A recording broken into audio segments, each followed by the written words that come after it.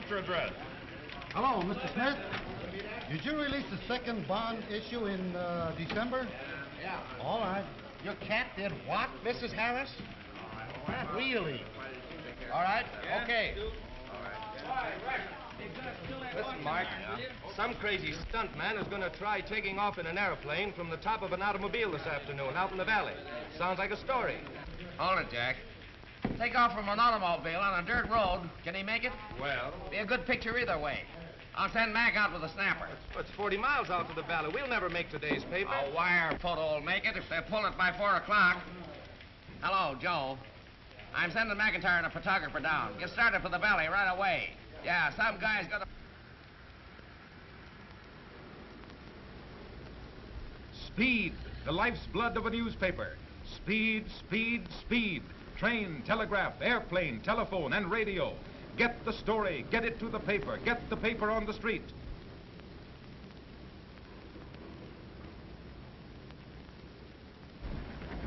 What time do you start, Marvin? Right now. Better warm up the machine, Ed. Ready for a hookup.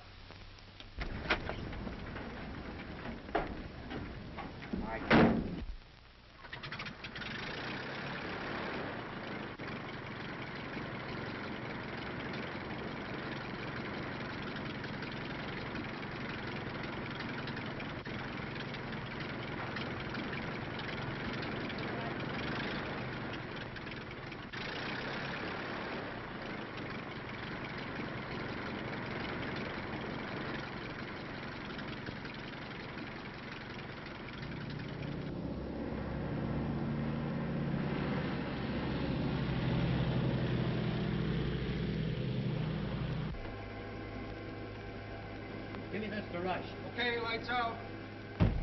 Every available development of science and engineering has been utilized to get the story to the reader in the shortest possible time. And now, the latest miracle of news gathering, sending pictures by wire, has lifted the curtain on a new era in newspaper history. Traveling almost as fast as the telephone story, wired photos now go across the continent with the speed of light. Long distance supervisor, I want a clear circuit to the Daily News for picture transmission. Please keep this line clear.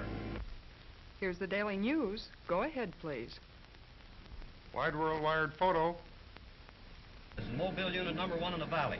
Ready with pictures of stunt car and airplane. Give me your signal.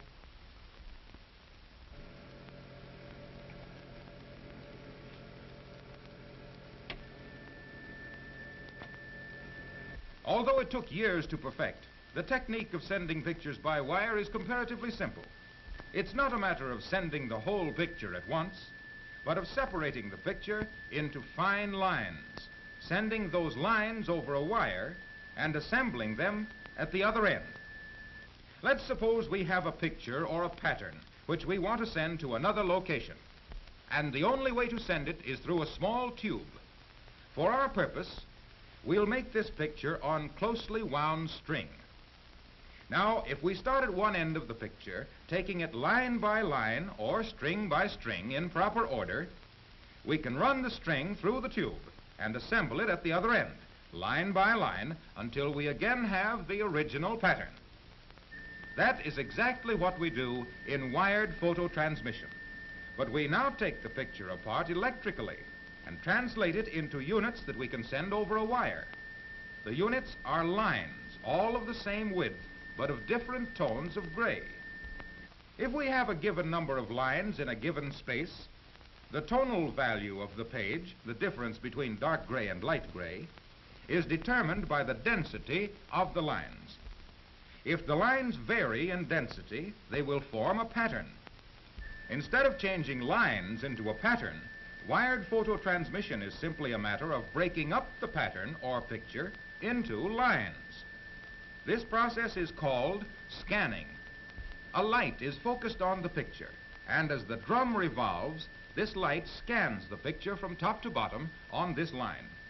At the same time, the drum is moving slowly along in front of the light, so that every part of the picture is scanned. If we stop the drum and look inside the case, then remove the condensing and amplifying apparatus, leaving only the optical system, we see that as this light strikes each part of the picture, it is reflected back through a lens and an aperture.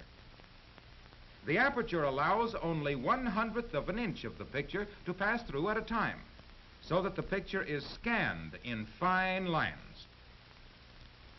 The light that gets through the aperture goes into the photoelectric cell. This cell contains a plate made of a metal that has a distinct reaction to light. Electric current will pass more freely through the plate when it is exposed to a lot of light. Very little electric current will pass through if the cell is dark. Therefore, when there is a white spot on the picture, a lot of light is reflected from it into the photoelectric cell, and a lot of current passes through the plate. If there is a dark spot on the picture, little or no light is reflected from it onto the plate, and very little current will pass through it.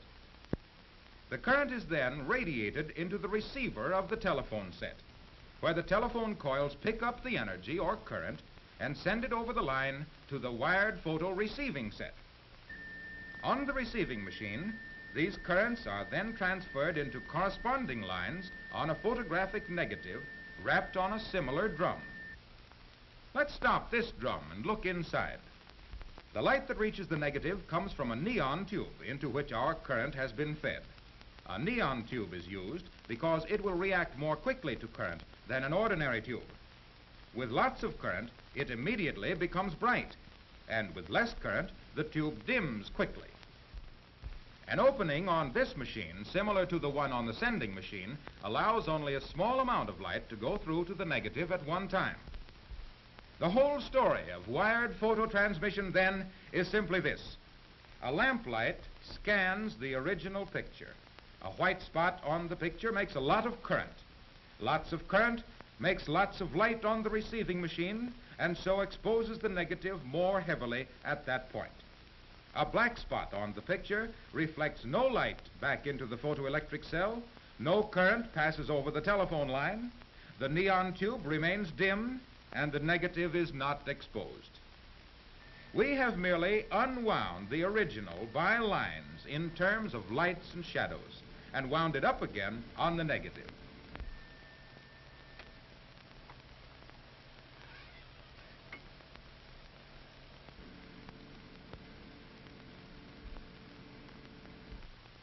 The negative now goes through the regular routine. It is developed and printed, and made into a half-tone engraving called a cut. Put into the form, it goes with the page to be made into a mat, then a mold, then a part of the roaring presses. Before the advent of wired photos, days were required to send a picture from coast to coast by train, and hours by airplane. Now, it is only a matter of minutes after a news event has occurred before newspapers all over the country are carrying pictures that tell the story more graphically and completely than the printed word.